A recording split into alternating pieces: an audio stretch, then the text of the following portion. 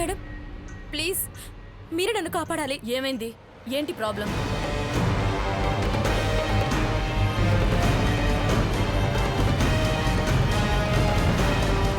ఇగో అమ్మా, ఏం భయపడకు. ఏమైందో కరెక్ట్గా చెప్పు. నన్ను ఒకడు బ్లాక్మెయిల్ చేస్తున్నాడు మేడం. టార్చర్ పెడుతున్నాడు. ఏంటి? నిన్ను టార్చర్ పెడుతున్నాడా? ఎవడాడు?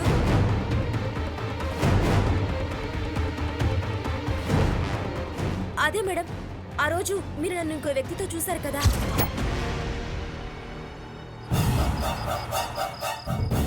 నేను వాడు భార్యనని కూడా చెప్పాడు. ఆవిడెవరు? నా భార్య అండి.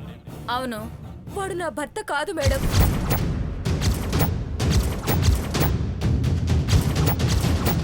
ఆ రోజు వాడు అబద్ధం చెప్పాడు. నా భర్త సిటీ మేయర్ రవీంద్రనాథ్.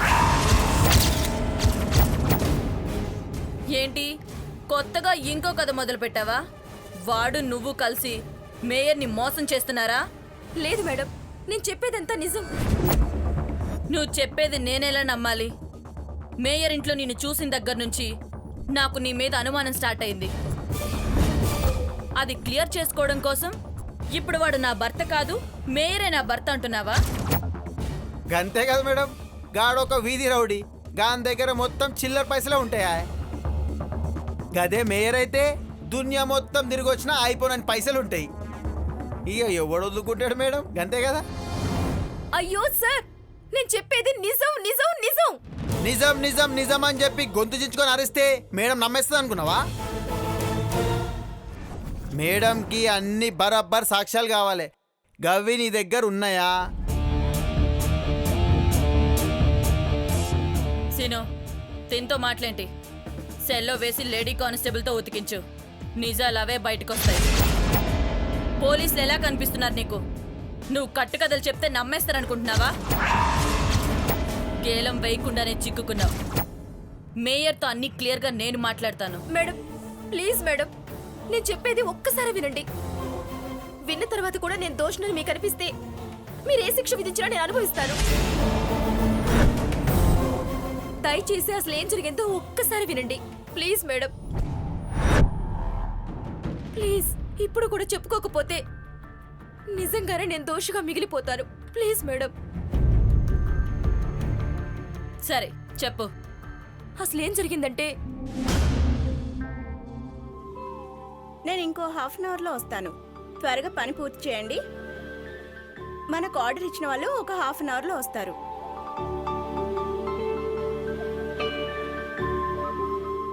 అనుష, స్వాతి, నేను తర్వాత కాల్ చేస్తాను.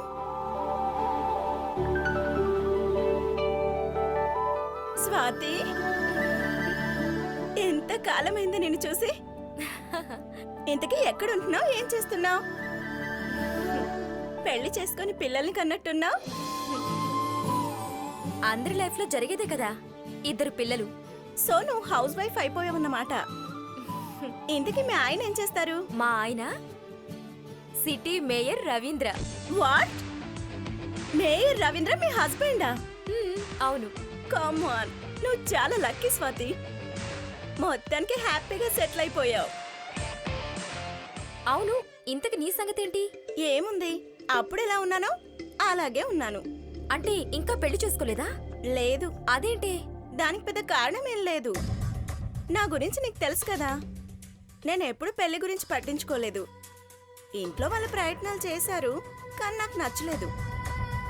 పెళ్లి పిల్లలు అని ఆలోచిస్తేనే లైఫ్లో ఏదో వెల్తీగా అనిపిస్తుంది. ఇంతేనా లైఫ్ అనిపించేది. అందుకే తర్వాత ఆలోచన కూడా మానేశాను. No regrets for no marriage. సర్లే, ఇంతకీ నువ్వేం చేస్తున్నావు? చాలా ఉద్యోగాలు మారాను, ఏది సాటిస్ఫాక్షన్ ఇవ్వలేదు. అసలు ఏం చేస్తే నేను సాటిస్ఫైడ్ అవ్వగలనని బాగా ఆలోచించాను. తర్వాత ఈ దేశానికి, స్త్రీ జాతికి ఎంతో కొంత సేవ చేయాలి అనిపించింది. ఇంకా ఉద్యోగ ప్రయత్నాలు మానేసి, అంటే సంపాదించే కార్యక్రమాలు విరమించుకొని సేవా కార్యక్రమాలు మొదలుపెట్టాను. రీసెంట్గానే ఉమెన్ వెల్ఫేర్ కోసం ఒక ఎన్జిఓ స్టార్ట్ చేశాను. రియలీ నువ్వు గ్రేట్ అను. చిన్నప్పటి నుంచి నీ ఆశలు ఆశయాలు అన్ని డిఫరెంట్. చివరికి సొసైటీకి ఉపయోగపడే పనిని చూస్ చేసుకున్నావు చూడు. నీ ఫ్రెండ్ అయినందుకు నాకు చాలా హ్యాపీగా ఉంది.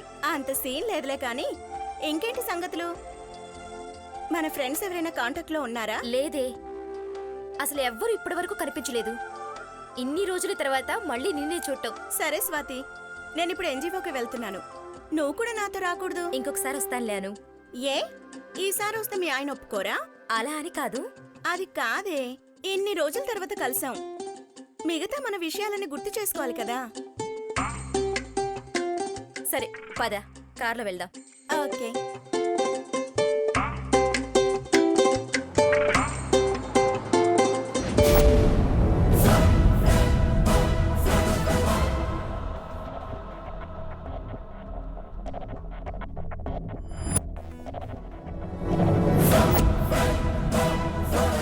వీళ్ళంతా ఎవరు?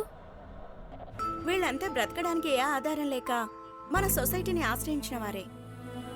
ప్రతి ఒక్కరికి ఏదో ఒక పని తెలిసే ఉంటుంది. అందులో వాళ్ళని ఎక్స్పోర్ట్ చేయడం మన బాధ్యత.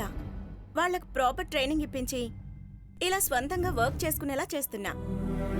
తర్వాత ఆ ప్రొడక్ట్ని మనం మార్కెట్లో సేల్ చేసి వచ్చిన మనీని వాళ్ళ అకౌంట్లో వేసేస్తాం. మరి ఇలా చేయడం వల్ల నీకేంటి లాభం? సంతోషం. ఇందాకే చెప్పాను కదా, స్త్రీ జాతికి సేవ చేయాలనుకున్నానని. అందుకే చేస్తున్నా.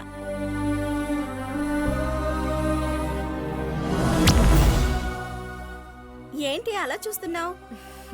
నేను చూస్తుంది నిజమేనా అని. మాటలు చెప్పే వాళ్ళని చాలా మందిని చూశాను, కానీ నిజంగా వాళ్ళని సెటిల్ అయ్యేలా సాయం చేయడం నేనెప్పుడూ చూడలేదు. కానీ ఇదంతా ఎలా చేయగలుగుతున్నావు? ఎలా ఏముంది, నీలాంటి ఫ్రెండ్స్ తలా కొంత సాయం చేస్తున్నారు. అందుకే ప్రస్తుతానికి నడుస్తుంది. వాళ్ళు ప్రతిసారి ఇస్తారని నమ్మకం ఏంటి? అప్పుడు నీకు బర్డెన్ అవదా?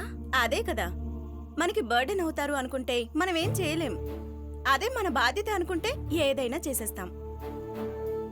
నీకో విషయం చెప్పనా? ఏంటది? మదర్ తెరిసా తన సర్వీసెస్ స్టార్ట్ చేసిన తర్వాత ఆ పిల్లల్ని తీసుకొని పాపం డొనేషన్స్ కోసం చాలా మంది దగ్గరికి వెళ్లి చేయి చాచిందట. అలా చేస్తున్నప్పుడు ఒకరోజు ఒక పెద్ద ఇండస్ట్రియలిస్ట్ దగ్గరికి వెళ్లి పిల్లల కోసం సాయం చేయమని చేతులు చాచి అడిగిందట. ఆ పెద్ద మనిషి మదర్ తెరిసా గారిని చూసి తను చాచిన చేతుల్లో ఉమ్మేశాడట. అప్పుడు మదర్ తెరిసా ఏం చేసుంటారు? ఏముంది, వాణ్ణి లాగి కొట్టుంటుంది. చేతనైతే సాయం చేయాలి, లేదంటే లేదు. కానీ ఈ వెధవేషాలేంటి అనంటుంది.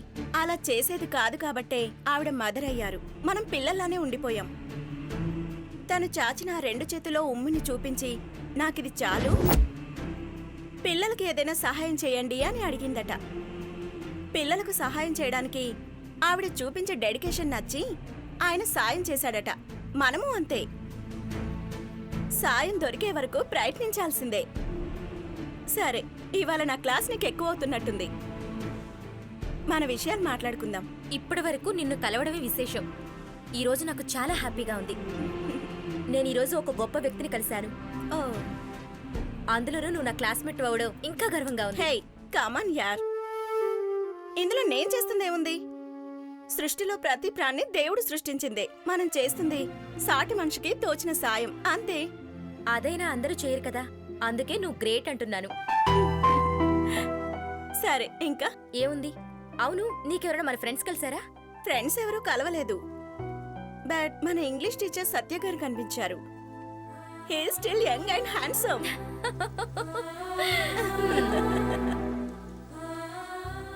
సరే, నేను వెళ్ళొస్తాను. పిల్లలు వచ్చే టైం అయింది. ఓకే, అప్పుడప్పుడు వస్తూ ఉండు. తప్పకుండా. నువ్వు కూడా ఏ అవసరం వచ్చినా నాకు ఫోన్ చెయ్యి. నా వల్ల అయినంత సాయం చేస్తాను. సరే, బాయ్. బాయ్.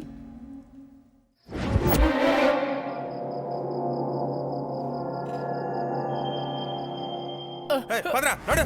ప్లీజ్ సార్, వదిలేండి సార్ నన్ను. చల్. ప్లీజ్ సార్, సార్ చెప్, ప్లీజ్ సార్, చెప్. వదిలేండి ఏమ్రా సార్ నన్ను. గోపాల్, ఈడేం చేసిండు గట్ల పట్టుకొచ్చినావు? పూర్ల గిట్ట సైట్ కొట్టిండా ఎట్లా? అరే ఊకోరా అబ్బాయి, ఈ ఏజ్ లకి ఇవన్నీ కామనే కదరా గోపాలు. లేదన్నా, పెద్దవిడ మెడలో చైన్ లాగి పారిపోతుంటే పట్టుకున్నా. అమ్మ బట్టే బాజ్గా. పెద్దవిడ మెడ తగ్గింది కూడా, హాస్పిటల్లో జాయిన్ చేయించాం. అరే గిన్ని చూస్తుంటే చదువుకునే పోరగాళ్ళకున్నాడు కదరా. ఇగో మేడం గీన్ని కూడా మీరే చూసుకోండి. రేయ్ నీ పేరేంటి? కృష్ణ మేడం. అరే మీ అమ్మా నాయన నీకు బరబ్బర్ పేరు పెట్టిర్రా.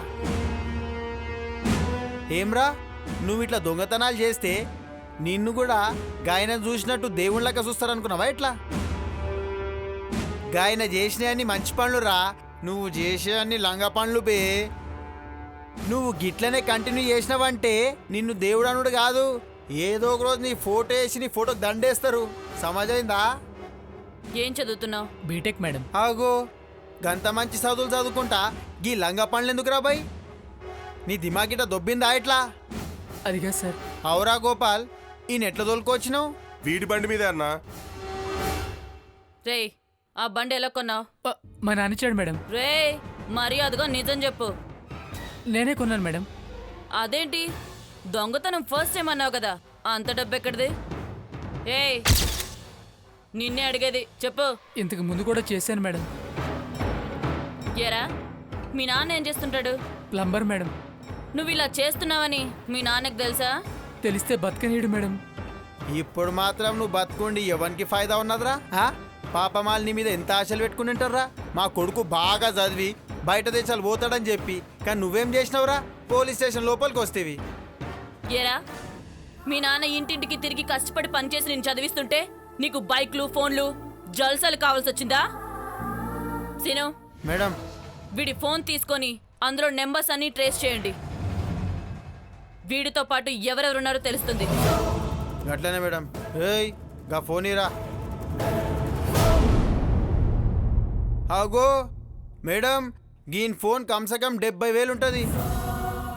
ఇంతరా ఇది? 75,000 సార్. అరే చూప్.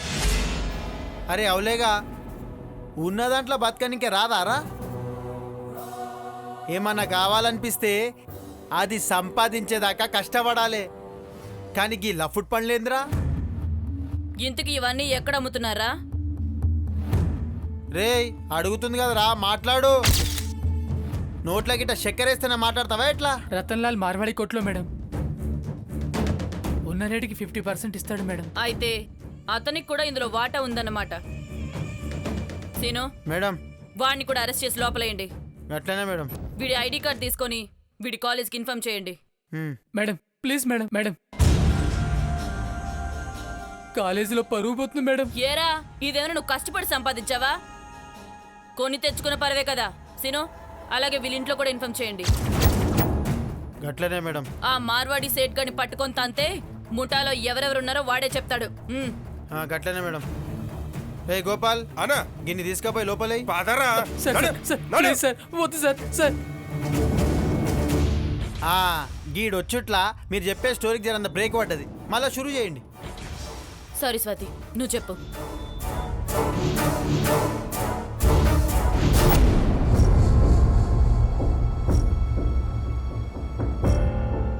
ఊరికే తీసుకెళ్ళడం కాదు, ప్రతి పైసాకి నాకు లెక్క తెలియాలి. రిజల్ట్ కూడా తేడా రాకూడదు. అలాగే సార్. జాగ్రత్తగా మీ అయ్య గారికి తీసుకెళ్ళివు. Okay sir. తీసుకెళ్ళు. స్వాతి, స్వాతి, ఎప్పుడు ఏం చేస్తావు లోపల? ఇంత పనిలో కూడా ఫోన్ ఎవరితో మాట్లాడుతున్నావు? అది మా ఫ్రెండ్ వస్తానని చెప్తే రమ్మన్నానండి. పక్కనే ఉందట. అడ్రస్ కన్ఫ్యూజ్ అయితే చెప్తున్నాను. స్వాతి అదిగో తను వచ్చేసినట్టుంది. అను రారా, అడ్రస్ పట్టుకోవడానికి చాలా కష్టపడినట్టున్నా. ముందు కాస్త కష్టమైంది, అందుకే తర్వాత అడ్రస్ చూపించకుండా డైరెక్ట్ మేయర్ గారి ఇల్లెక్కడా అని అడిగాను. అతనెవరో ఇంటి దాకా తీసుకొచ్చి చూపించి వెళ్ళాడు. సరే రా. సరే సరే. ఏమండి, తను అనుష అని నా క్లాస్మేట్.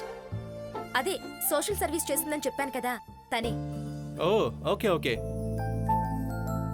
మీరు చేస్తున్న సర్వీస్ చాలా గొప్పదండి. ఏదైనా అవసరం ఉంటే నాకు కాల్ చేయండి. గవర్నమెంట్ తరపున వీలైనంత సాయం దొరికేలా ట్రై చేద్దాం. థ్యాంక్స్ అండి, అవసరమైనప్పుడు ఖచ్చితంగా అడుగుతాను. ఓకే సరే స్వాతి, నేను బయటికి వెళ్ళొస్తాను. సరేనండి. అవును, మీ పిల్లలేరి? వాళ్ళు స్కూల్కి వెళ్ళారే. సరే నువ్వురా.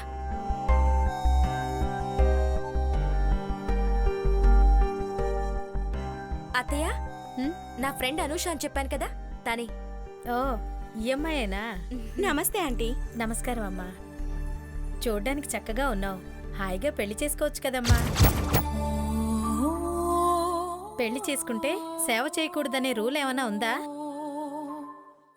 అత్తయ్య, తను నువ్వుండవే, నేను తన్నేమీ అనట్లేదు. పెద్దదాని కదమ్మా, తోచింది చెప్తున్నానంతే. సాటి మనిషికి సాయం చేస్తే ఎంత తృప్తిగా ఉంటుందో, అవసరమైనప్పుడు మన అనుకునే మనిషి మన పక్కన తోడుగా ఉంటే అంతే తృప్తిగా ఉంటుంది. ఒకసారి ఆలోచించమ్మా, మీ అమ్మా నాన్నలు కూడా సంతోషిస్తారు. సరే ఆంటీ. ఇలా పెళ్లి గురించి ఎవరు చెప్పినా నాకు పిచ్చి కోపం వచ్చేది. కానీ మీరు చెప్తుంటే ఎందుకో వినాలనిపిస్తుంది ఆంటీ. అదే కదా మా అత్తయ్య గొప్పతనం, ఎవరికైనా అర్థమయ్యేట్టు చెప్పగలదు. అందులో ఏముందమ్మా, మా అనుభవాలు చెప్పడం మా బాధ్యత. నిర్ణయాలు ఎలా తీసుకోవాలనేది మీ ఇష్టం. సరే, తన్ని లోపల తీసుకెళ్ళి ఏం కావాలో చూడు, నేను భోజనాలు ఏర్పాటు చేస్తాను. అలాగే అత్తయ్య, రా.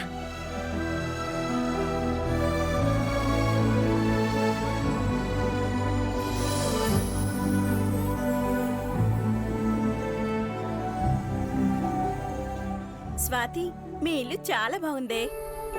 మీ మేయర్ గారు చాలానే సంపాదించినట్టున్నారు. ఏం సంపాదించడమో ఏమో, ఎలక్షన్స్ వస్తున్నాయి కదా, ఆ హడావుల్లో తిరుగుతున్నారు. రోజు డబ్బులు, ఓట్లు, జనాలంటూ తిరుగుతున్నారు. మీ ఆయనతో చెప్పి మా సొసైటీకి కొంత డబ్బు సాయం చేయొచ్చు కదా. చెప్పాను కదా, అవి ఎలక్షన్ వని. ఆయన అందులో నుంచి ఒక్క రూపాయి కూడా బయటికి పోనీరు. కావాలంటే నా దగ్గర 2 lakhs ఉన్నాయి, అవి తీసుకెళ్ళు. Thank you Swathi. నువ్విలా అడగగానే డబ్బిస్తావనుకోలేదు. అందులో ఏముంది, నువ్వు చేసేదాంతో పోలిస్తే ఇది పెద్ద విషయమా చెప్పు. నువ్వు ఇక్కడే ఉండు, నేను వెళ్ళి డబ్బు తీసుకొస్తాను. ఓకే.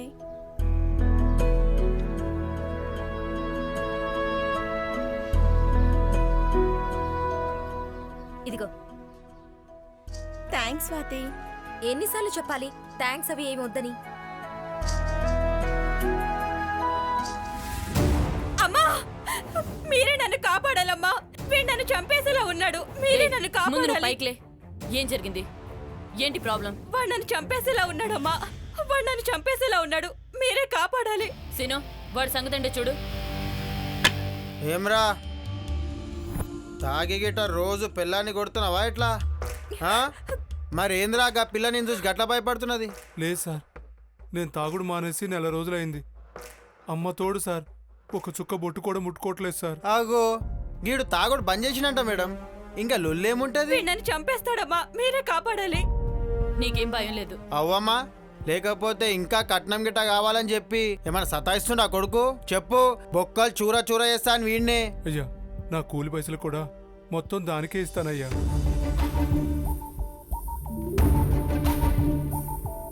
వాడు నన్ను చంపేస్తాడమ్మా. ఎలాగైనా మీరే కాపాడాలి. నన్ను కాపాడండి. ఏయ్, పైకిలే. అమ్మా, మీరే కాపాడాలమ్మా. ఏయ్, ఆపు. నేను చూసుకుంటానని చెప్తున్నాను కదా. ఏమ్రా, వంట గిట్ట మంచిగా లేదని చెప్పి గిట్ట సతాయిస్తున్నావా? ఏం చేస్తున్నావు చక్కగా చెప్పు. రే, చెప్పకపోతే నీ పుంగి బజాయిస్తా. చెప్పు, చెప్పరా.